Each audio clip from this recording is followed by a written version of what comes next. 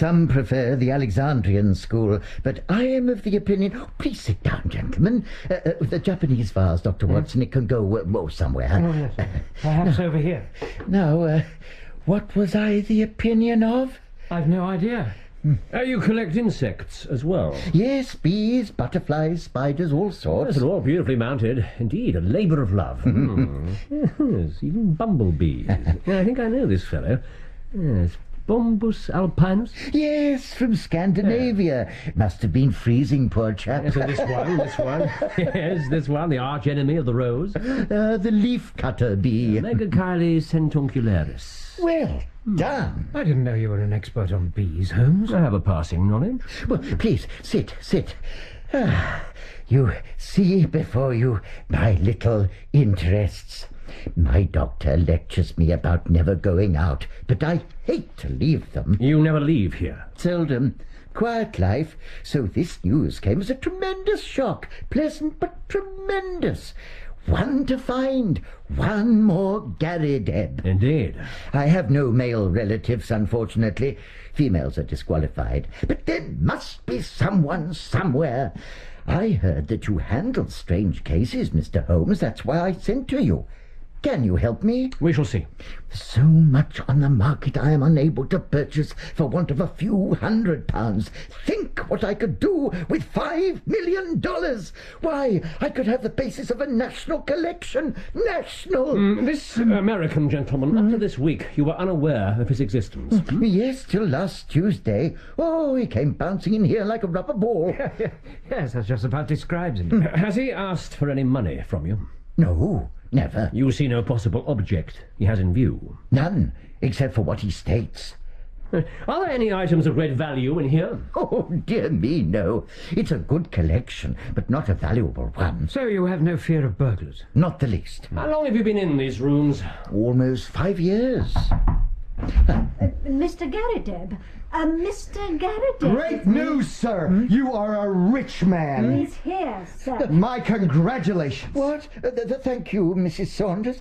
I beg your pardon. And Mr. Holmes, sorry to have put you to the trouble. Read this.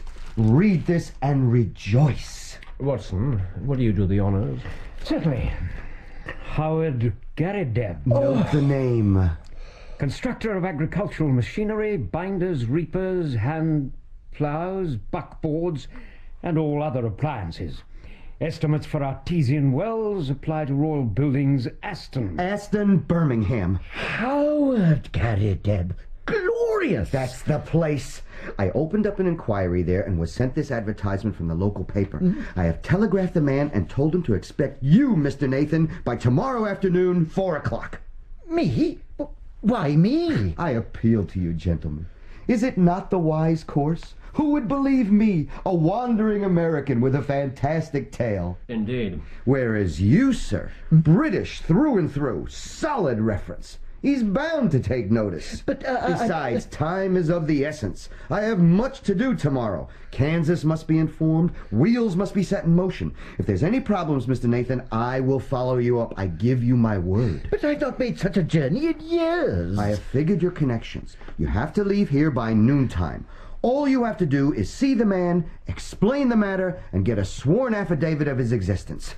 Simple. But Birmingham... Well, it's way up in the Midlands, isn't it? I mean, the Midlands. By the Lord! I've come all the way from the heartland of America. It is surely little enough for you to go a few hundred miles to push this matter through. Oh, Mr. Holmes, what do you think? I believe our friend is right. Thank you, sir. I'm sure your presence will help convince this man, and you must remember what's at stake. Oh, yes, of course, my collection, the Holy Grail. Yes, of course.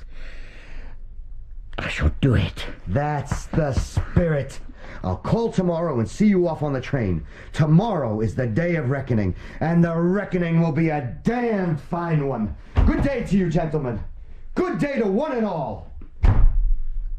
An energetic race, the Americans. Yes.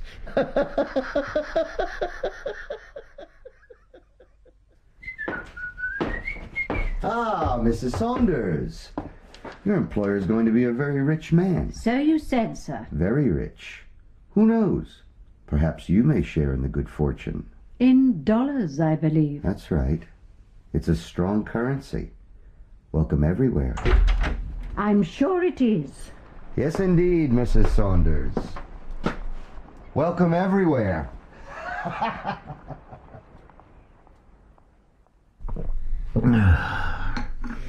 That's better.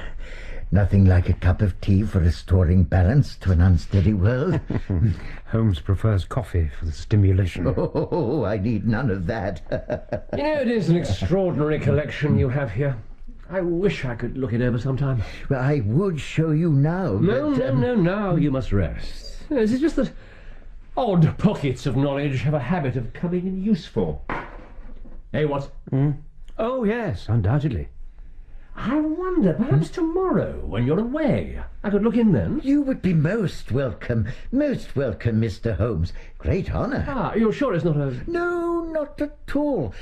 Now, let me see. It's Mrs. Saunders' half-day tomorrow, but I have an extra key somewhere. Now, where is it? Where? Great honour. Yes. It's hanging on that nail over there, Mr. Holmes, by the bees. Oh, yes. Bees. They shall be my first port of call. Are you sure you don't mind? Not at all.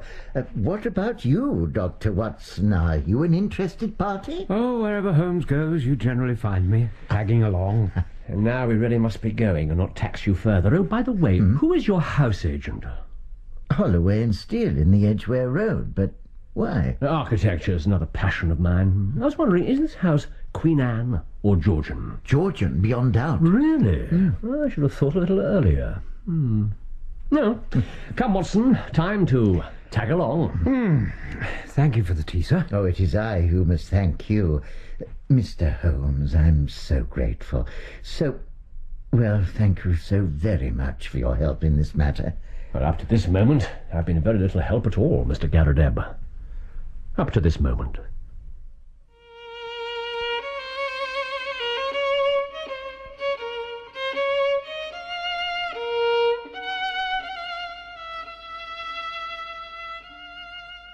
Mrs. Hudson has surpassed herself.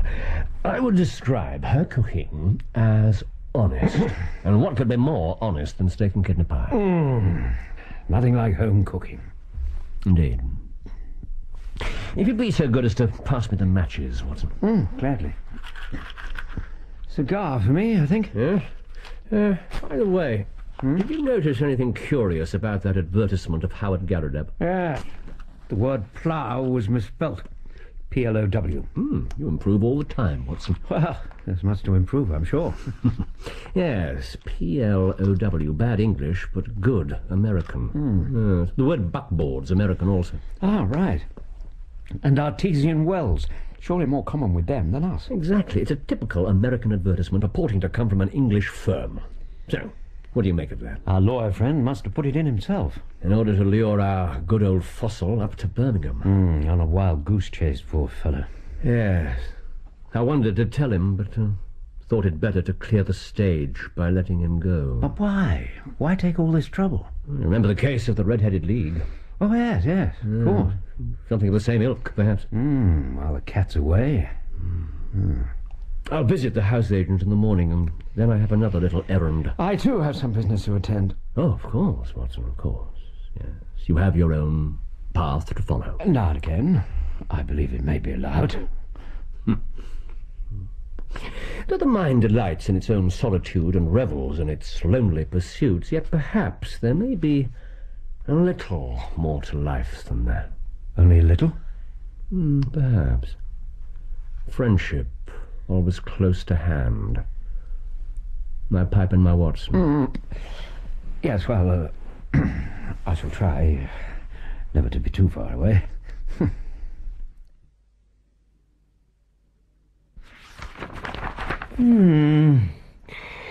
Yes. Mr. Garadeb moved into the house approximately 5 years ago.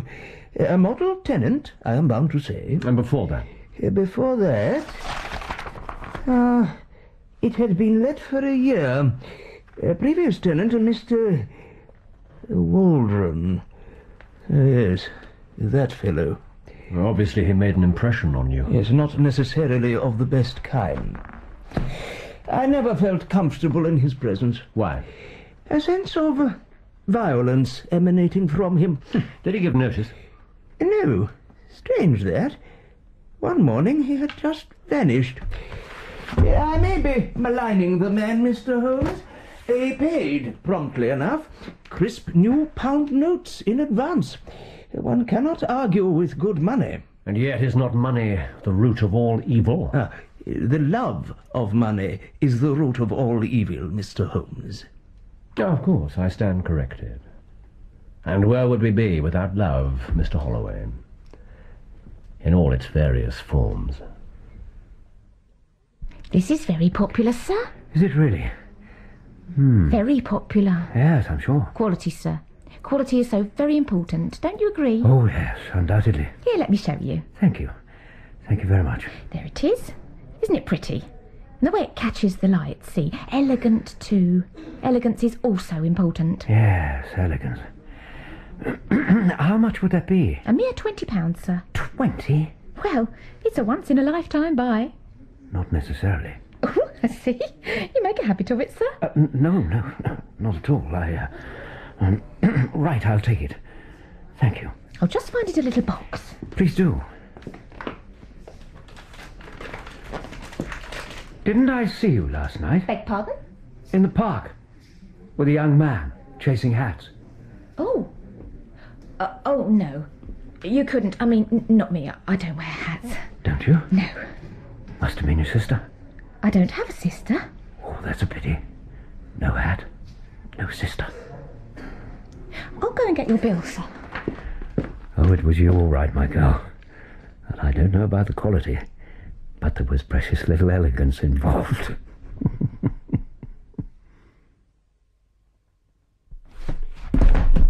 No.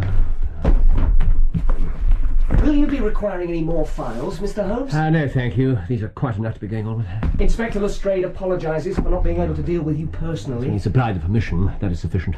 He has a big case on his hands at the moment. Yes, the Belgravia robberies. Oh, you know about them, sir? One reads the papers. Inspector Lestrade reckons it must be an international gang. Does he really? We think we've got the matter in hand. Yes, I'm sure you have. Aha! What is it, sir? Yes, this chubby little face here rings a bell in my memory. Shall I pass word to the inspector, sir? As of yet, there's nothing to tell, as of yet, but I may have something for him shortly. This is more serious than I thought. Much more serious, Watson. There he was, where he belonged, at Scotland Yard in the Rogues' Gallery, staring up at me in all his dubious glory, our American friend, James Winter, alias Moorcroft, alias Killer Evans. Watson, are you listening? No, oh, yes, of course. Sorry, wool gathering. Well, gather it some other time. These are his facts. Killer Evans, aged 46, native of Chicago, got into trouble in the States and escaped the penitentiary through political influence. Arrived London, 1893, killed a man over cards in a nightclub in the Waterloo Road. Dead man identified as Roger Prescott, a famous or infamous coiner and forger.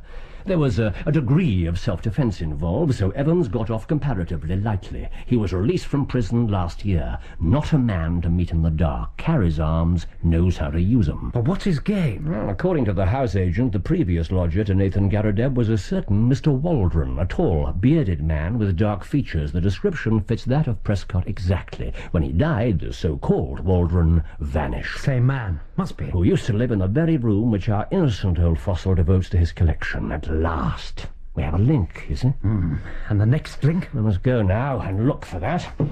I'd better bring your revolver, Watson. I shall take my old favourite here. In case our Wild West friend lives up to his nickname, Well, according to his records, he's already killed 4 men. I've no wish for you and I to bring up the round half dozen.